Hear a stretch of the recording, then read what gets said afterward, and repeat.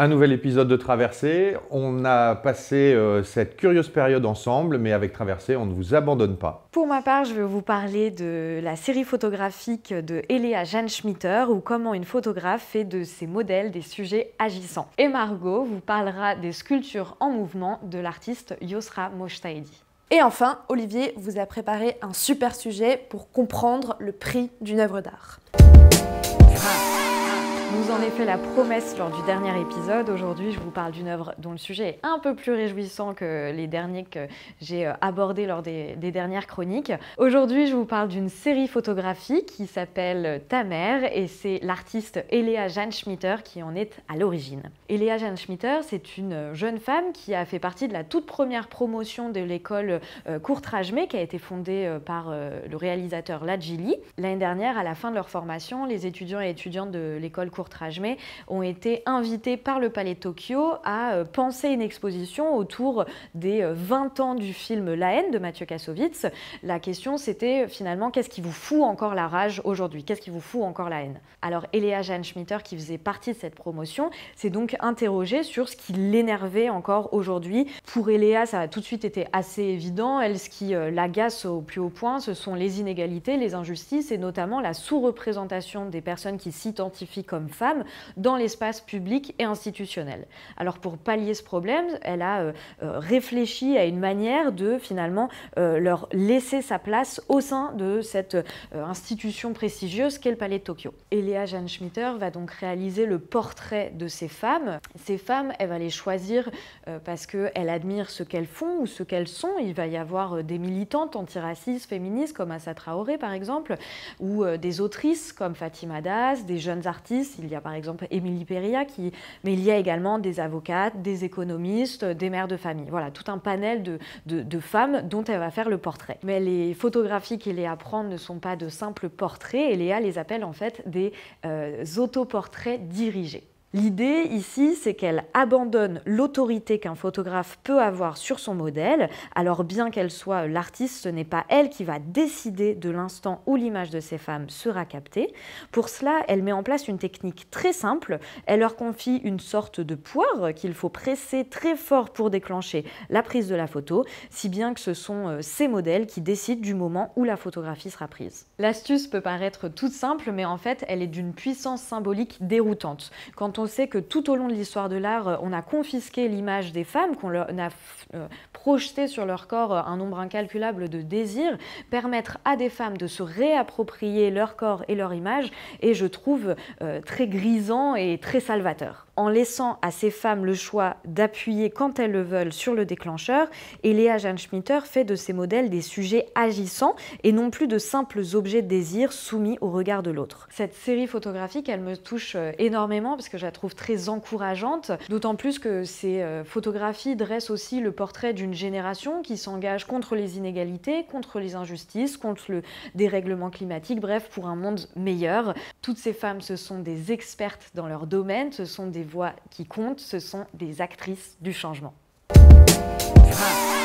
Aujourd'hui, je voudrais vous parler d'une artiste qui est exposée dans une super expo, un super concept d'expo. Donc c'est l'expo 100% sortie d'école à la Villette, qui est une manifestation qui a lieu tous les ans et qui est vraiment un tremplin pour les jeunes artistes, puisque au départ c'était un partenariat entre la Villette et les Beaux-Arts de Paris pour donner de la visibilité aux jeunes diplômés.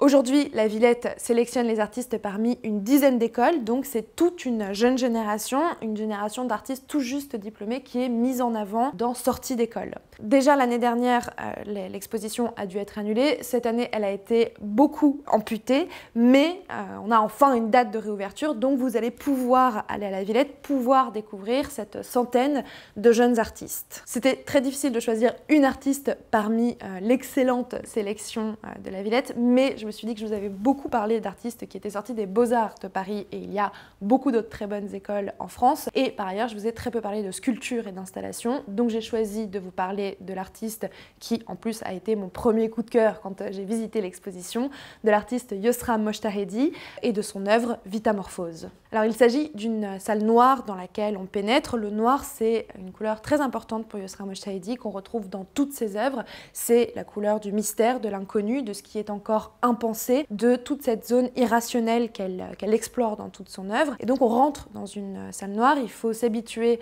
à cette pénombre, se repérer, et au milieu de cette salle, il y a une sculpture qui semble presque informe à première vue, une boule, une sorte de boule organique, pas tout à fait ronde, et quand on s'approche de cette boule, elle commence à bouger. On peut la toucher, la sculpture évolue au fur et à mesure qu'on se déplace autour d'elle, et en fait cette œuvre Vitamorphose, c'est la résultante de tout un travail que Yosra Mojtahedi a entrepris depuis des années. En fait, elle a d'abord fait ses études en Iran, où elle a commencé à s'intéresser à la question du genre, à la question de la non-binarité, au fait que dans la nature et dans le cas de beaucoup d'espèces et de modes de reproduction de ces espèces, le féminin et le masculin ne sont pas des genres totalement opposés, séparés. Elle a pendant longtemps dessiné, sa pratique se centrait sur le dessin. C'était de grandes œuvres abstraites dans lesquelles en fait elle cachait ses organes génitaux, ses formes organiques, ces formes qui ressemblaient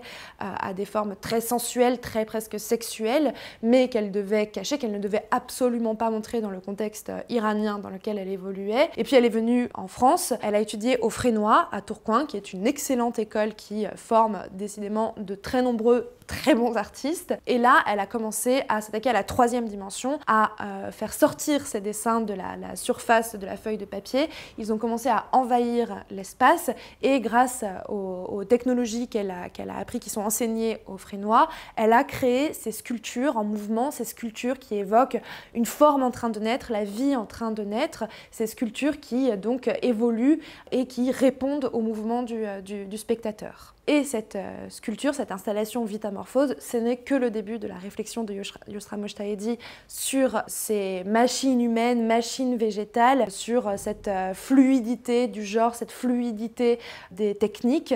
Et j'ai très hâte de voir la suite de son travail. L'art n'a pas de prix et c'est pour ça que c'est cher. Je vais vous expliquer pourquoi je ne crois pas en cette phrase. Alors l'art, combien ça coûte? C'est ce qu'on va essayer de voir aujourd'hui, c'est comment se compose le prix d'une œuvre et quelle est cette valeur qu'on accorde à une œuvre d'art. Dans cette rubrique, je ne parlerai pas du prix exorbitant des œuvres d'art, les médias mainstream le font très bien, ils ne parlent d'ailleurs exclusivement que de ça. Moi, je vais vous parler des œuvres qui coûtent beaucoup moins cher et on va voir pourquoi elles coûtent beaucoup moins cher. Au départ, le prix d'une œuvre, il se fixe de manière assez pragmatique. Un artiste, c'est quelqu'un qui travaille, qui s'engage dans son travail, il s'engage souvent seul, il est souvent son premier mécène, c'est lui qui va investir son temps, son argent à la fabrication d'une œuvre, et un jour, il va décider de la montrer et de la vendre. À ce moment-là, la première question qu'on pose à un artiste, c'est combien de temps il t'a fallu pour fabriquer cette œuvre? La question est souvent mal posée, puisque qu'est-ce qu'on entend derrière cette question? Est-ce qu'on parle du temps de fabrication? Est-ce qu'on parle du temps de production?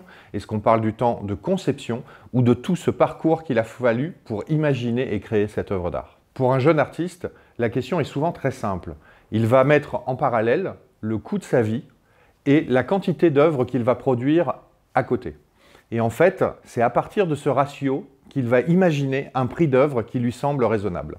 Si les jeunes artistes ne sont pas chers, c'est d'une part parce que leur production est très jeune et le temps d'investissement consacré n'a pas été très important, et c'est aussi parce qu'ils sont très nombreux. Et en fait, chaque artiste fait un peu un pari, mais beaucoup vont abandonner au cours de route. Donc au départ, ce pari, on mise très peu dessus. Mais l'artiste va grandir, son parcours va être aléatoire, il va prendre des risques, il va investir des territoires qu'il est le seul à imaginer, c'est son intuition qui va le guider. Et quand il réussit, il n'a aucune garantie de réussite. Cette démarche va commencer à donner un peu plus de valeur à son œuvre. Souvent, à ce moment-là, l'artiste va être accompagné. Il va être accompagné de critiques, il va être accompagné de curateurs, il va être accompagné de galeristes qui eux aussi vont contribuer à apporter de la valeur à son œuvre. Alors du côté du spectateur, c'est là où souvent les questions se font. On s'interroge beaucoup sur le prix d'une œuvre d'art et on sent que les spectateurs peuvent être un peu désarmés par rapport à cette notion de prix d'une œuvre d'art. Et souvent, un public néophyte s'autocensure et s'interdit d'acheter de l'art.